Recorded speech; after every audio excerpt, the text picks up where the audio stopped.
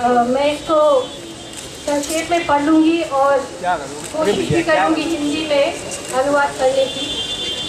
The name of this piece, which will be published, I will give it to someone to be published. It's called #MeTooUrbanNaxal. So this morning's papers settle something that we have been debating for a while. कि आज का अखबार में एक हमारा जो discussion है उसका सेटल हो जाते हैं। On the front page of Indian Express, it says, I quote, "Police say to the court, those held are part of an anti-fascist plot to overthrow the government." Which means, of course, that the police are admitting that we have a fascist government, and so we can only overthrow it with an anti-fascist plot. So that's a good thing. At least we have some clarity. To belong to a minority is a crime. To be murdered is a crime. To be lynched is a crime. To be poor is a crime. To defend the poor is to plot to overthrow the government. When the Pune police conducted simultaneous raids on the homes of well-known activists, poets, lawyers, priests across the country and arrested 5 people, high-profile civil rights defenders on ludicrous charges with little or no paperwork, the government would have known it was stirring up outrage. अब मैं ये कहना चाहती हूँ कि सरकार को पहले से ही पता है कि अगर वो ये काम करेंगे तो बहुत ही बड़ा रिएक्शन होगा, और उन्होंने ये रिएक्शन लेके ही किया है। उनको पता था कि ये प्रेस कॉन्फ्रेंस होगा, उनको पता था कि हम लोग सब आगे आएंगे, फिर भी उन्होंने ये किया। तो वो लोग क्यों चाहते थे कि इतना बड़ा एक रिएक्शन हो जाए? Recent analysis of real voter data as well as the Lokniti CSDS ABP Mood of the Nation survey have shown that the BJP and the Prime Minister Narendra Modi are losing popularity at an alarming rate for them. अगर आप ये सारा जो analysis देखेंगे तो बहुत ही जल्दी से उनका पॉपुलैरिटी नीचे जा रही है। और हमें पता है 2002 गुजरात से लेके जहाँ पे भी दंगे हुए हैं, सबसे खतरनाक माहौल यही होता है जब रूलिंग पावर पार्टी का पावर और पॉपुलैरिटी गिर रहे हैं, तब सबसे बहुत खतरा का माहौल बनता है। This means we are living in dangerous times, and there will be a ruthless and continuous attempt to divert attention from the reasons for this loss of popularity and to fracture the growing solidarity of the opposition. From now to the elections, it will be a continuous circus of arrests, assassinations, lynching, bomb attacks, false flag attacks, riots, and pogroms. We have learned to connect the approach of elections with the approach of all kinds of violence. अभी हमें पता है कि democracy में जब election आते हैं तब हिंसा बढ़ती है। डिवाइड एंड रूल तो बहुत पुराना एक तरीका है, but now it's divert and rule. We will not know from when, from where, and how, and what kind of fireball is going to fall on us. So before I speak about the arrest of the activists and lawyers, let me just reiterate a few points that we must not allow our attention to stray from, even while it rains fire and strange events befall us. तो जैसे ये हो रहे हैं arrest, लेकिन हमें वही चीज़ दौड़ाना दोबारा जो वो हमें डिस्ट्रैक्ट करना चाहते हैं। It has been 1 year and 9 months since November 8, 2016, when Prime Minister Modi appeared on TV, perhaps without the knowledge of his own cabinet, and announced the policy of demonetization of 80% of the currency in circulation. His own cabinet seems to have been taken by surprise. Now the Reserve Bank has announced that 99% of the currency has been returned. The Guardian has done a story saying that demonetization likely reduced the GDP by 1%, likely cause the loss of 1.5 million jobs. 1.5 million jobs. Just printing the new currency is thousands of crores. After demonetization came the goods and services tax, structured in ways that have dealt a body blow to small and medium business. While the poor have suffered enormously, several corporations close to the BJP have multiplied their wealth several times over. Businessmen like Vijay Mallya and Nirav Modi have been permitted to decamp thousands of crores of public money while the government looked away. What kind of accountability can we expect from this? इस सब का नतीजा क्या होगा? कुछ नहीं, zero. मतलब लोगों के पॉकेट मार हुआ है। उन्होंने कहा कि हर आदमी और औरत के अकाउंट में 15 लाख मिलेगा अगर बीजेपी सत्ता में आती है। उल्टा उन्होंने गरीब लोगों के हाथ में पॉकेट में हाथ डाल के पॉकेट मार हुआ है। Through all of this, as it prepares for the 2019 elections, the BJP has emerged by far the wealthiest political party in India. Outrageously, electoral bonds ensure that the source of the wealth of political parties can remain anonymous. So they have the money, they have the EVMs, they have the voter lists. We have to see what to do about the coming elections. We all remember the farce in Mumbai at the Make in India event inaugurated by Modi in 2016, when a massive fire burnt down the tent, the Make in India tent.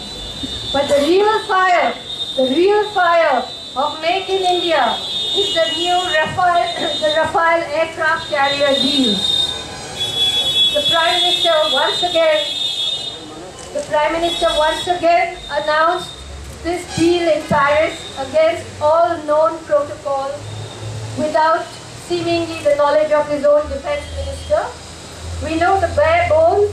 A deal had been put in place in 2012 under the Congress-led UPA, in which the government would buy planes assembled, and those will be assembled by Hindustan Aeronautical. But instead you have a new deal announced by the BJP. The opposition has said that there is corruption on an unimaginable scale and have accused the government of giving the contract to Anil Ambani's Reliance, which has never built a plane in its life. The opposition has demanded a joint parliamentary committee probe. Can we expect one? Or must we swallow this whole fleet of planes along with everything else and not even gulp? Third, the investigation by the Karnataka police into the mass murder, the assassination of Gauri Lankesh, has unveiled several Hindu right-wing organizations like the Sanatan Sansthan. What has emerged is the existence of a shadowy, full-blown terror network with hit lists, hideouts, safe houses, with arms, with ammunition and plans to bomb, kill and poison people. How many of these groups do we know about? How many are working in secret still, with the assurance that they have the blessings of the powerful and probably even the police? With the elections coming, what plans do they have in store for us? What false flag attacks? What real ones? Where will they be? In Kashmir, in Ayodhya, in the Kumbh Mela? How easily they can derail everything with some minor or major attacks that are then amplified by the pet media houses. To divert attention from this, the real threat, we have the hue and cry over the recent arrests. Fourth, the speed at which education institutions are being dismantled. JNU is being taken apart in front of our own eyes. We have seen how both the students and the teachers have been discredited. We have seen defamation campaigns by mainstream media against students, lies, false videos. All of it has led to, as Prashant said, the beating up of Kanhaiya Kumar, the near attempted assassination of Omar Khalid. Who is going to be responsible for this? But even more serious than this is the rapid privatization of education. This policy is actually nothing else but the re-Brahminization of education. By privatizing education, by raising the fees, even the smallest benefits of reservation are now being denied to SC, ST and OBC candidates. They are being pushed out at an alarming pace. So this whole thing of Hinduizing textbooks and turning it over to corporates is going to create a level of cretinization that we cannot recover from. And so now I come to the recent arrest. All of the people here have spoken about them, so we know how illegal they are. But let us not forget that arresting lawyers, public interest lawyers, human rights lawyers, and human rights activists, you arrest 5 lawyers and 5 activists. In effect, you are actually isolating populations of lakhs of people, because these are their representatives. So by arresting these people, you're arresting and silencing and stripping away the constitutional rights of whole populations. So when they arrested people, accusing them of participating in the Elgar Parishad, and Jignesh has said, it is a way of discrediting the rising Dalit aspirations. So,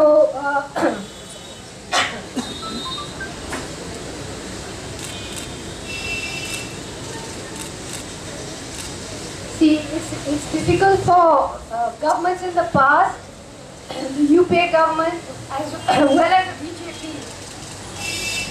Oh God, my God.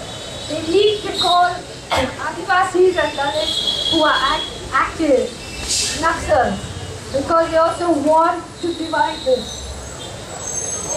Read it out for me.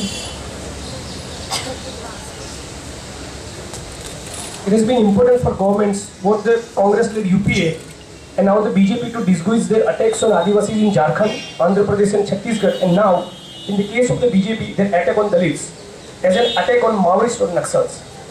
This is because, unlike in the case of Muslims who have almost been erased from political arithmetic, all political parties do have an eye on those constituencies as potential vote banks. The arrest of these 10 people, 3 lawyers and 7 well-known activists, also serves to cut a whole population of vulnerable people from a hope of justice or representation, because these were the representatives. When they arrested Dr. Binayak Sen, Professor Sai Baba stood up for him. When they arrested Sai Baba, Rona Wilson stood up for him. Surendra Gadgil was his lawyer. When they arrested Rona and Gadgil, the others stood up from them. And so it goes. The vulnerable are being cordoned off, the vociferous are being incarcerated. God help us to get our country back. Arundhati Roy.